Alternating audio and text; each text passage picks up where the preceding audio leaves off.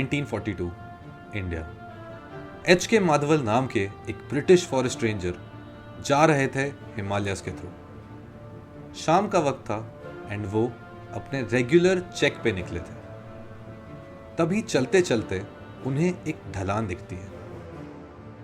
वो ढलान थोड़ी अनयूजुअल सी लग रही थी, तो माधवल उसे चेक करने के लिए उसमें नीचे उतरते हैं। नीचे उतरने के बाद उन्हें एक बहुत ही अच्छा व्यू दिखता है हिमालयस का। इधर उधर पूरी तरफ एक ब्यूटीफुल सीनिक व्यू होता है, लेकिन जैसे ही माधवल नीचे देखते हैं उनकी रूह कांप जाती है।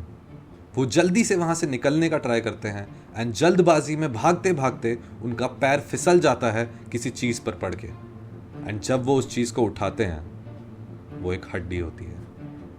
एंड जिस चीज को उन्होंने अपने नीचे देखा था वो और कुछ नहीं, एक ह्यूमन स्कल होता है। एंड यहीं से शुरू होती है एक ऐसी रहस्यमयी कहानी जिसको सुनकर तुम्हें कभी नहीं लगेगा कि यहां पर वो हुआ था जो वहां हुआ था।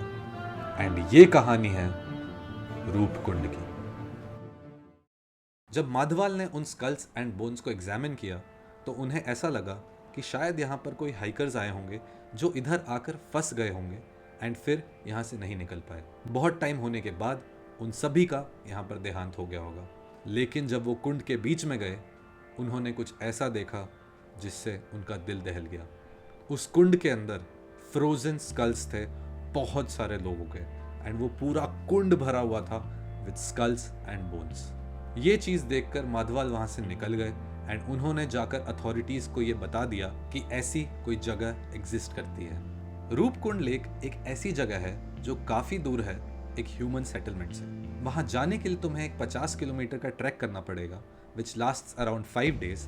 एंड वहाँ जाने में जो तुम्हें सीन्स दिखेंगे उनको कहा जाता है कि वो हिमालय के सबसे अच्छे सीन्स हैं। रूपकुंड लेक के सबसे नियरेस्ट जो रेलवे स्टेशन है उसका नाम है काठगोदाम एंड वो दिल्ली और कलकत्ता से काफ़ी वेल कनेक्टेड है। एंड जब तुम वहाँ 50 किलोमीटर का ट्रैक कंप्लीट करके पहुँचते हो तुम पहुँचते हो वहाँ एक नाइफ एज्ड क्लिफ के पास जो कि है त्रिशूल माउंटेन के जस्ट पास में।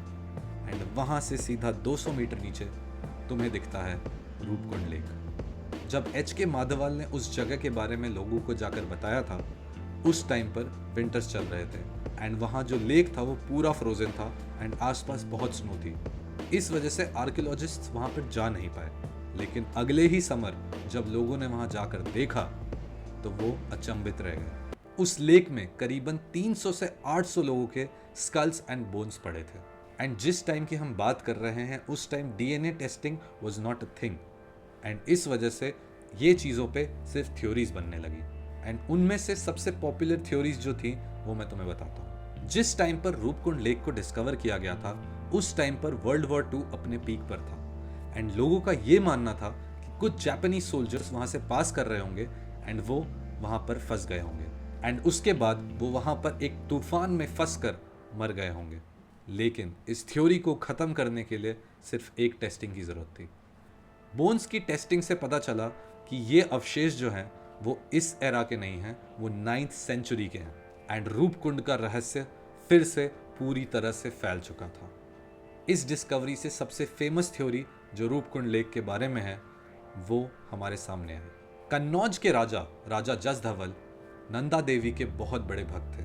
उनकी वाइफ रानी बलम्पा को बच्चा नहीं हो रहा था एंड वो नंदा देवी से प्रे करते थे कि उनकी वाइफ को बच्चा हो जाए। एंड एक दिन रानी बलम्पा प्रेग्नेंट हो गई तो इसी खुशी में राजा जस धवल ने अपने प्रजा को इकट्ठा किया एंड उसके साथ कुछ डांसिंग ट्रूप्स एंड उनके जो बाकी ट्रूप्स थे उनको लेकर निकल पड़े टू पे रिस्पेक्ट टू नंदा देवी। रास्ते में जब वो लोग जा रहे थे they came across Roopkund lake and वहाँ पर Rani Balampa give birth to their son and इसी खुशी में राजा जस धवल ने अपनी प्रजा को जश्न मनाने का आदेश दे दिया। और कहा जाता है कि राजा जस धवल के इस एक्शन से नंदा देवी अपसेट हो गई थी। उनको ये लगा कि उनके पवित्र स्थल पर कोई ऐसे जश्न मना रहा है वो सही नहीं है एंड इसी वजह से वहाँ पर एक तूफान आया एंड जितने भी लोग थे दे ऑल पेरिश्ड एंड वो रिमेन्स जो वहाँ आज रूपकुंड में हैं वो सारे रिमेन्स राजा जस धवल एंड उनकी प्रजा एंड उनके ट्रूप्स के हैं। इस थ्योरी पे वहाँ पर आज भी बहुत सारे लोकल फोक सॉन्ग्स भी हैं। एंड लोग आज तक यही मानते हैं कि यही सारी चीज़ों की वजह से रूपकुंड लेक में वो स्कल्स एंड बोन्स मिले हैं।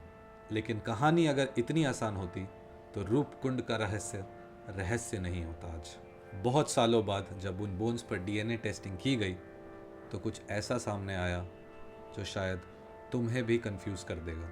वहाँ पर जिन लोगों के अवशेष मिले हैं वो south Asia, south east Asia, east Asia and even Mediterranean reason के हैं। एंड इस डिस्कवरी ने रूपकुंड लेक के रहस्य को इस तरीके से इतिहास के पन्नों में रजिस्टर किया है जो शायद हम किसी और मिस्ट्री को ना कर पाए। रूपकुंड के रहस्य के बारे में जो बातें हैं वो यहाँ ख़त्म ज़रूर होती हैं, लेकिन एक चीज़ मैं और तुम्हें बताना चाहूँगा कि स्ट्रेटेजिकली रूपकुंड जहाँ लोकेटेड है वहाँ पर सारी चीज़ें आकर इकट्ठा होती हैं। तो हो सकता है कि वहाँ पर जितने लोग उन माउंटेन्स में आसपास कहीं ना कहीं मरे हैं उनके रिमेन्स रूपकुंड में तूफान के थ्रू आकर कलेक्ट हो गए हैं।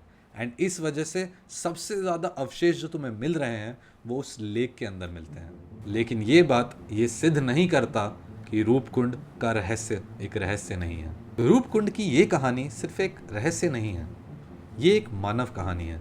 उन लोगों की कहानी जो अपने मंजिल की तरफ जा रहे थे लेकिन कुछ हादसे ने उनकी जिंदगी की हर राहें बंद कर दी।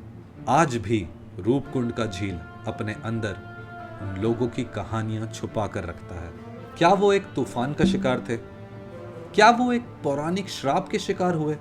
ये रहस्य आज भी हमसे अनजाना है। रूपकुंड की ये कहानी हमें याद दिलाती है कि हमारे आसपास कुछ ऐसी कहानियां हैं जो धुंधली यादों में आज भी छुपी हुई हैं। एंड इनका काम हमें डराना नहीं लेकिन एक क्यूरियोसिटी जगाना है। एंड शायद ये क्यूरियोसिटीज जगती रहेंगी। तो अगली बार जब भी तुम रूपकुंड के बारे में सोचो ये ज़रूर याद रखना कि आज भी उस पानी के नीचे कुछ रहस्य छुपा हुआ है।